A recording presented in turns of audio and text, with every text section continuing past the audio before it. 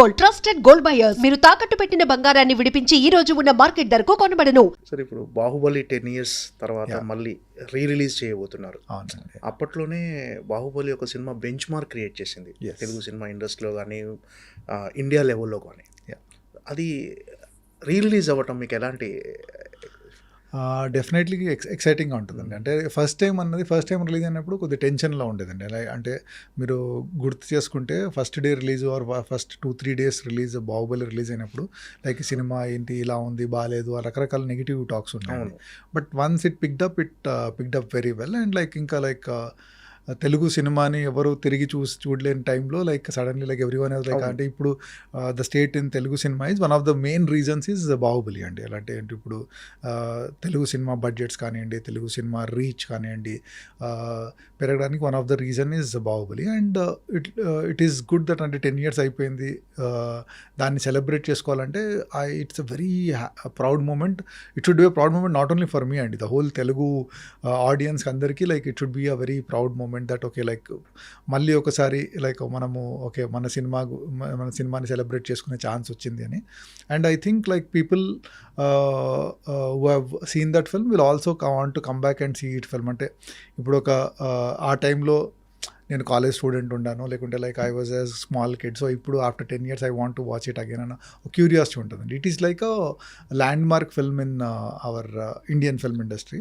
So అది release will definitely చాలామంది చూసి థియేటర్లో, because it's a theatre film అండి. అంటే మీరు టీవీలో ఎన్నిసార్లు చూసినా కూడా మళ్ళీ థియేటర్లో వస్తుంది అంటే ఒక ఎక్సైట్మెంట్ అండ్ ఎనర్జీ ఉంటుందండి. And I'm very sure that so many people will want to come and see that film. And definitely I am very very excited for that అండి. అంటే ఎక్స్పీరియన్స్ అనేది అది థియేటర్కల్ ఎక్స్పీరియన్స్.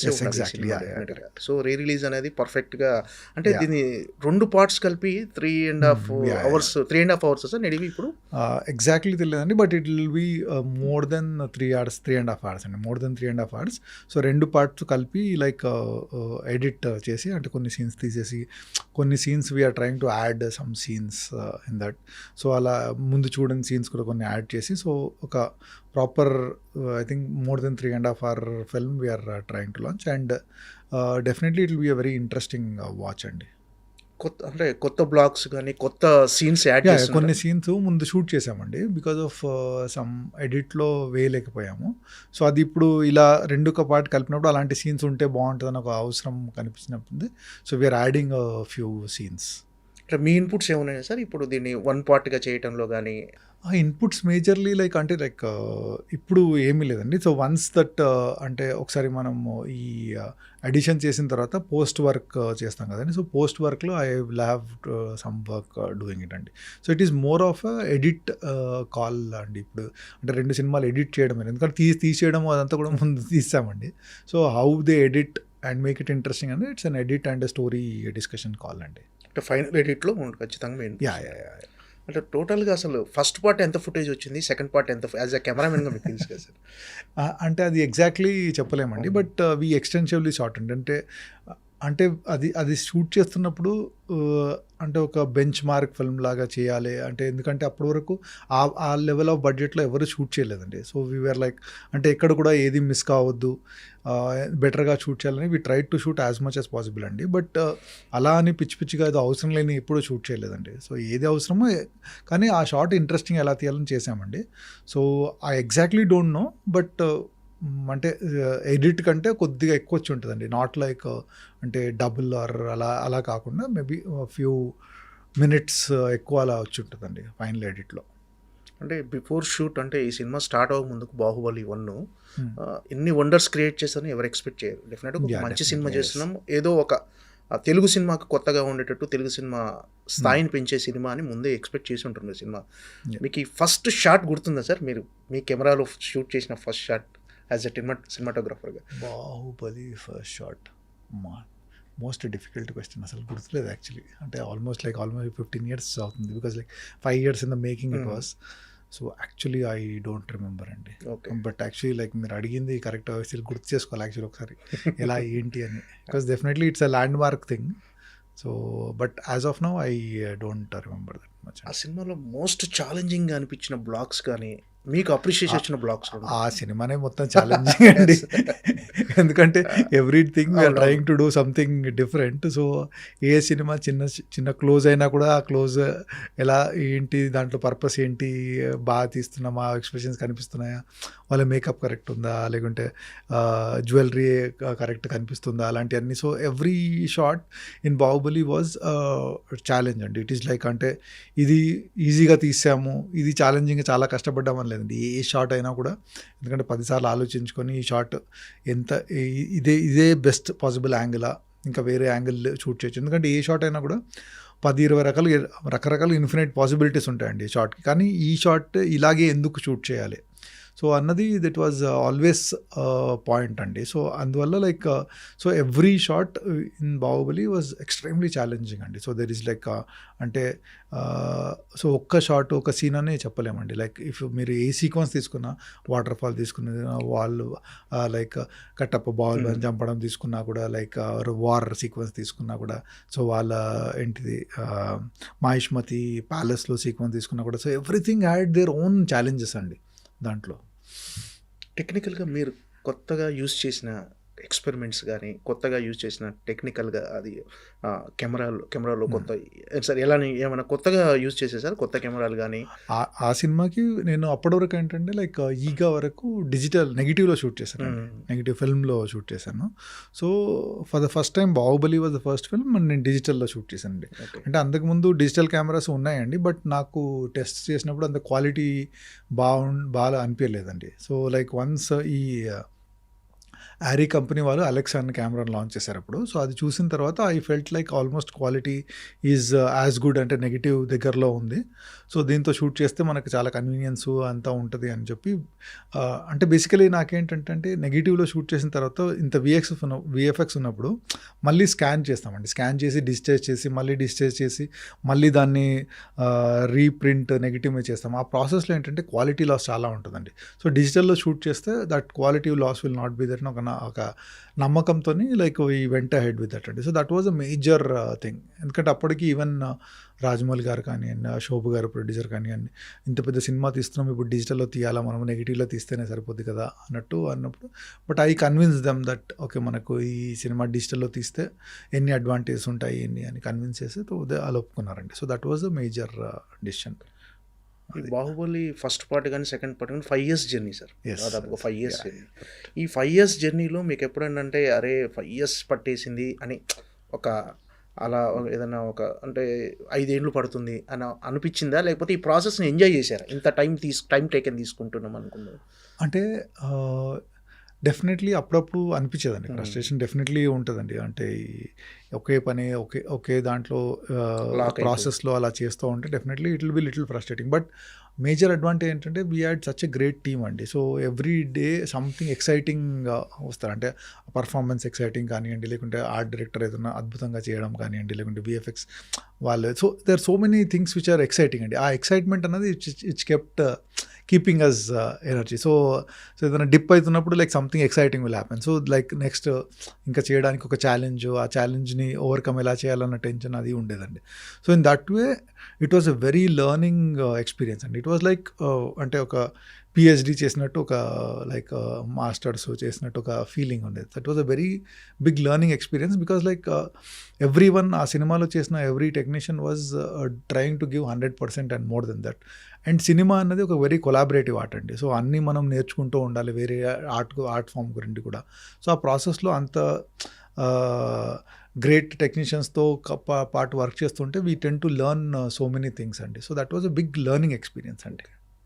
అంటే sir మామూలుగా సాధారణంగా ప్రతి సినిమాకి అంటే ఏ సినిమాకైనా సరే, ఇప్పుడు బాహుబలి కావచ్చు, మీది మగధీర కావచ్చు, ఛత్రపతి కావచ్చు, ఏ సినిమాకైనా మీ వర్క్ అనేది చాలా హార్డ్ వర్క్ ఉంటుంది. ఒక కెమెరా సినిమాటోగ్రాఫర్గా కొత్తగా మీరు రెగ్యులర్గా స్టడీ చేస్తూ అప్డేట్ అవుతూ ఒక సినిమాని బాహుబలి కావచ్చు, RRR కావచ్చు, కానీ దానికి తగ్గ అప్రిషియేషన్ అనేది ఆడియన్స్ నుంచి ఇప్పుడు టెక్నాలజీ డెవలప్ అవడం వల్ల వస్తుంది. సో మీ వర్క్ గురించి తెలియకుండా అరే మనం ఇంత వర్క్ చేసాము, మనకు దాని తగ్గ అప్రిషియేషన్ రాలేదు అని ఎప్పుడైనా ఫీల్ అయ్యారు సార్? ఇప్పుడు ఎలా ఉంది ఇప్పుడు? అంటే లైక్ ఇప్పుడు ఇప్పుడు ఈ జనరేషన్లో ఉండడం is actually a very blessing అండి. అవును. అంటే లైక్ ఇప్పుడు లైక్ మాకంటే ముందు జనరేషన్ వాళ్ళైతే అస్సలు కెమెరామెన్ అని ఒక మనిషి ఉంటాడని కూడా తెలియదు. సో అందరికీ ఏంటంటే మొత్తం హీరోని చేస్తాడు, నెక్స్ట్ టైం చేస్తాడు, డైరెక్టర్ చేస్తాడు అనేది ఉంటుందండి. సో ఇప్పుడు ఈ జనరేషన్ ఉండడం I'm very very happy for that అండి. అంటే సో ఇప్పుడు at least there is some kind of recognition which is coming. So అంటే ఎవ్రీ ప్రొఫెషన్కి ఒక ఎక్స్పెక్టేషన్స్ ఉంటాయండి. సో అంటే ఇప్పుడు ఏ సినిమా చేసినా కూడా first and foremost the major దాని క్రెడిట్ అంతా hero the cost on screen కనిపించే వాళ్ళకి తీసుకుంటారండి. So next comes director. So ఆ తర్వాత నెక్స్ట్ వేరే టెక్నీషియన్లు ఎలా చేశారు దాన్ని బట్టి ఉంటుంది. సో మనం ఒక ప్రొఫెషన్లో ఉన్నప్పుడు మన ఎక్స్పెక్టేషన్స్ కూడా చాలా రియలిస్టిక్గా ఉండాలండి. సో మనము ఓకే వేరే టెక్నీషియన్ లెవెల్లో ఇలా ఎందుకు రావట్లేదని పడడం కంటే లైక్ ఓకే లైక్ మన ప్రొఫెషన్లో okay like what best we have achieved, what best recognition we have got అనేది ఉండాలి. అండ్ అప్రిషియేషన్ వస్తే definitely you will always feel happy అండి, దాంట్లో డౌట్ లేదు. బట్ ఏంటంటే అండి లైక్ మన ప్రొఫెషన్లో we should always think okay like ఈ సినిమా చేసినప్పుడు వాట్ ఐమ్ ఐ డూయింగ్, అంటే నేను సినిమా చేసేటప్పుడు నేను నా అప్రిషియేషన్ కోసం చేస్తున్నానా వరకు సినిమా కోసం చేస్తున్నానా. So in that way I always అంటే ఫస్ట్ నుండి అండి లైక్ ఒక సినిమాకి what best I can contribute to the film అని చేస్తూ వచ్చానండి. విచ్ ఇండైరెక్ట్లీ ఆ సినిమా బాగా వస్తే ఆడియన్స్ విల్ డెఫినెట్లీ ఫీల్ అండి. And definitely that appreciation has been coming slowly in a big way అండి. So I'm very happy for that అండి. సో అలా ఎప్పుడన్నా కూడా I feel I'm very lucky to get so much of recognition. అంటే I don't think other సినిమాటోగ్రఫర్స్కి ఇంత recognition చాలా తక్కువ మందికి ఉందండి. So I'm one of those guys. I feel very blessed అండి. ఓకే. ఈ 5 ఏళ్ల జర్నీలో బాహుబలి ప్రభాస్తో ఉన్న working experience it was wonderful experience అండి. అంటే ప్రభాస్ అనేవాడు లైక్ ఈజ్ డార్లింగ్. యాక్చువల్లీ అతన్ని ఫ్యాన్స్ భలే పెట్టారు అతని పేరు. Is actually true darling. So అతనితో it was been always a very happy experience అండి. ఎప్పుడు కూడా లైక్ అంటే ఆ సినిమా చేసేటప్పుడు the kind of dedication he has shown towards film. So 2 క్యారెక్టర్స్కి వేరియేషన్స్ కానివ్వండి, లైక్ శివుడు క్యారెక్టర్ కానీ బాహుబలి క్యారెక్టర్కి the kind of variations he has shown. So the kind of dedication. So ఏదన్నా కొత్తగా హార్స్ రైడింగ్ నేర్చుకోవడము, లేకుంటే రాక్ క్లైంబింగ్ నేర్చుకోవడము, సో మెనీ థింగ్స్ ఆ వార్ ప్రాక్టీస్ చేయడము. So the dedication and focused is what made him what he is today అండి. అంటే బాహుబలి తర్వాత is probably India's biggest star now. So it is because of his hard work and dedication that he has become. So it was a very very great experience working with him అండి. So other then అంటే మరి ఈగ కావచ్చు, బాహుబలి కావచ్చు, మీ work అనేది అలాంటి సినిమాలకు మినహాయిస్తే ఛత్రపతి అనేది కూడా బిగ్గెస్ట్ కమర్షియల్ సినిమా సార్. అప్పట్లో ఒక బిగ్గెస్ట్గా, అందులో కూడా మీ విజువల్స్ ఒక్కొక్క విజువల్ ఉంటుంది సార్, ఒక్క అడుగు అని మన సో అలాంటి విజువల్స్ ఇప్పటికీ డెఫినెట్ అది టీవీలో వచ్చినప్పుడు ఆ టైంలో టెక్నికాలిటీ ఎంతవరకు అందుబాటులో ఉంది సార్ మీకు? టెక్నికల్గా ఎలాంటి యూజ్ చేసేవారు మీరు? అంటే ఎలా అంటే లైక్ అదే నేను చెప్పాను కదండి like it is a complete team work. So director has an idea of ఇది ఇలా తీయాలని. సో లైక్ అంటే as a technicians we all contribute little అంటే లైక్ ఒకసారి fight master and me and so many people ఆ location అంటే depends upon ఏం తీస్తున్నాం, సాంగా, డాన్సా, ఫైటా, ఏం తీస్తున్నాం అని దాన్ని బట్టి సో ఎవ్రీ వన్ కాంట్రిబ్యూట్స్ అండి. సో అలా చేసేటప్పుడు మనకు ఆ టైంలో whatever technology is available to us. So ప్రస్తుతం ఏంటంటే like we have access to so many things అండి. ఇప్పుడు లైక్ సో అప్పుడు ఏంటంటే they was lot of limited access because of various reasons.